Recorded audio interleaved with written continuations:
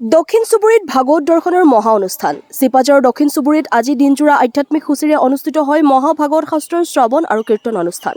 শ্ৰীমন্ত শংকৰদেৱ সংঘৰ প্ৰচাৰক বিশ্বনাথ চাৰিআলিৰ শাস্ত্ৰজ্ঞ ৰন্তু শইকীয়া আৰু ৰঙিয়াৰ অচ্যুত দাস উপস্থিত থাকি ভাগৱত শাস্ত্ৰৰ ওপৰত ব্যাখ্যা আগবঢ়ায়।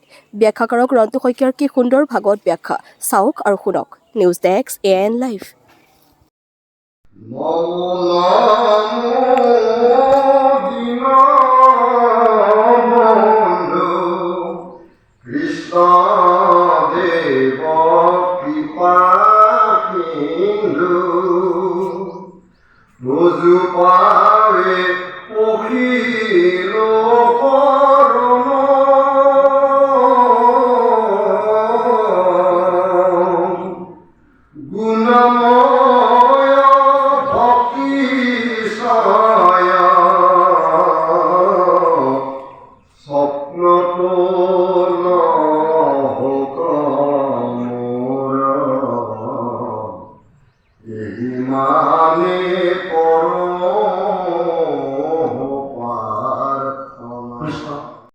যিকোনো খবৰ আৰু বিজ্ঞাপনৰ বাবে যোগাযোগ কৰক 7896121996 লগতে 7002537271।